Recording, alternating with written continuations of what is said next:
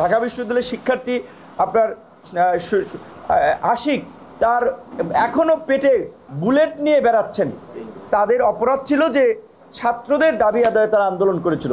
এইভাবে দেশের বিভিন্ন প্রান্তে সেই সময় কিন্তু ছাত্রদের উপরে যে বর্বর হামলা এবং আক্রমণ হয়েছিল তাতে ছাত্ররা আহত হয়েছিল এবং নেতৃত্ব দেওয়ার কারণে এখনও এখান থেকে শুরু করে সে আন্দোলন আহ্বায়ক হাসান আল মামুন আজকে ঢাকা বিশ্ববিদ্যালয়ে শিক্ষার্থীদের সাথে সংহতি রেখেছে।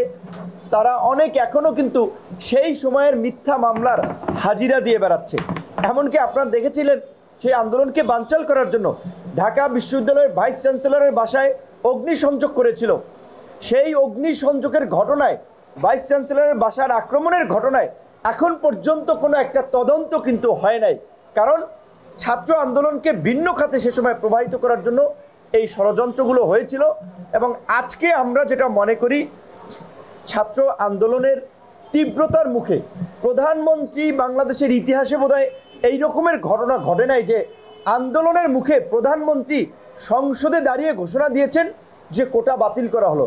এমনকি সে সময় আওয়ামী লীগের নেতৃবৃন্দ বলেছিল ছাত্রদের আন্দোলনের কারণে যখন ঢাকা বিশ্ববিদ্যালয়ের আমাদের শিক্ষার্থী বোনেরা হলের গেট ভেঙে বের হয়ে এসেছিল, সেই চিন্তায় প্রধানমন্ত্রী রাতে ঘুমাতে পারেন নাই।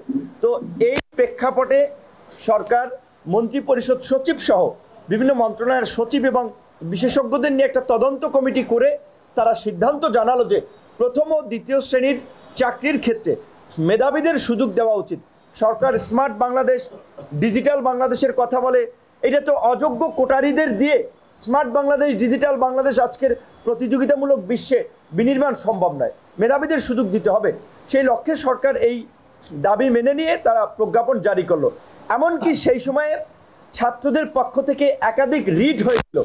একটি রিট আদালত খারিজ করে দিয়েছিল ওই গ্রাউন্ডে যে এটি সরকারের নির্বাহী বিভাগের কাজ, সরকারের মন্ত্রিপরিষদ সিদ্ধান্ত নেবে, সরকার সিদ্ধান্ত নেবে, আদালত এতে হস্তক্ষেপ করবে না।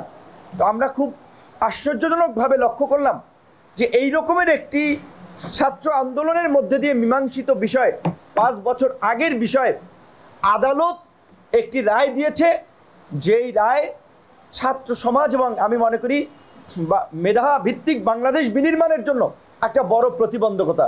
তাই আদালতের এই রায়কে আমরা ঘৃণাভরে প্রত্যাখ্যান করছি এবং আমাদের মনে হচ্ছে যে বর্তমানে যেভাবে আইন, আদালত, প্রশাসন সরকারের নিয়ন্ত্রণে, এই আদালতের রায়ের পেছনে সরকারের একটা দুরভিসন্ধি কিংবা একটা কারসাজি থাকতে পারে।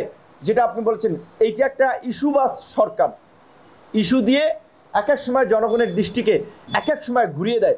আজকে সারা বাংলাদেশের মানুষ প্রতিবাদ করছে আজিজ বেনজির সহ এই সরকারের মাফিয়া লুটেরাদের দুর্নীতি, লুটপাট, ব্যাংক ডাকাতি নিয়ে।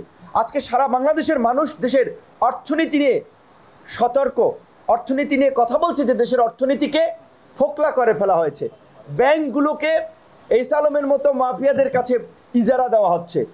আরেকদিকে আপনার ঋণ খেলাপির নামে ব্যাংক লুটপাটের সুযোগ দেওয়া হয়েছে এবং সেই লুটপাটের পরিমাণ আজকে প্রায় 5.5 লাখ আপনার কোটি টাকা।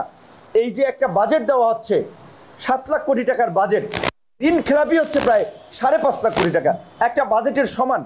এবং একটা দেশের পুলিশ প্রধানের যখন এই ধরনের দুর্নীতি এবং সম্পদের পাহাড় সারা বাংলাদেশে এটা বের হয়ে আসছে, থলের বিড়াল সাবেক সেনা প্রধান, তার অপকর্ম এগুলো বের হয়ে আসছে, তখন স্বাভাবিকভাবেই দেশের সচেতন মানুষ, দেশপ্রেমিক মানুষ আজকে আলোচনা করছে যে পুলিশ প্রধান এবং সেনা প্রধানের এই অবস্থা হইলে বাকি ঊর্ধ্বতন কর্তৃপক্ষ কর্মকর্তাদের কি অবস্থা।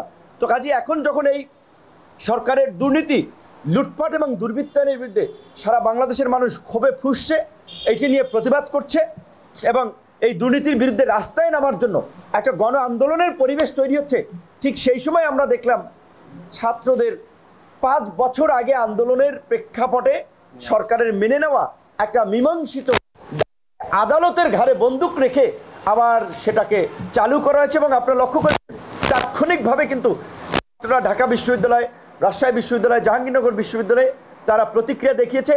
আজকে সকালবেলা বিভিন্ন বিশ্ববিদ্যালয়ে আবার এই ছাত্ররা নেমেছে এবং এই ছাত্ররা আমাদের সাথে যোগাযোগ করছে, আমাদের দিক নির্দেশনা চাচ্ছে যে ভাই আমরা কিভাবে কি আন্দোলন করতে পারি। আমরা তাদেরকে পরিষ্কারভাবে বলেছি, হ্যাঁ সরকারের রায়ের পেছনে সংযোগ কারসাজি থাকতেও পারে, নাও থাকতে পারে, আপনাদেরকে সতর্ক থাকতে হবে। কারণ সরকার এই বাংলাদেশকে একটা মেধাবিহীন পঙ্গু বাংলাদেশে পরিণত করতে চায়। এই ভারতীয় মদতপুষ্ট সরকার বাংলাদেশকে একটা ব্যর্থ অকার্যকর রাষ্ট্রে পরিণত করার জন্য অযোগ্যদেরকে, দুর্নীতিবাজদেরকে উচ্চ পদে বসিয়ে আজকে বাংলাদেশের ভাবমূর্তি বিশ্ব অঙ্গনে ক্ষুণ্ণ করতে চায়।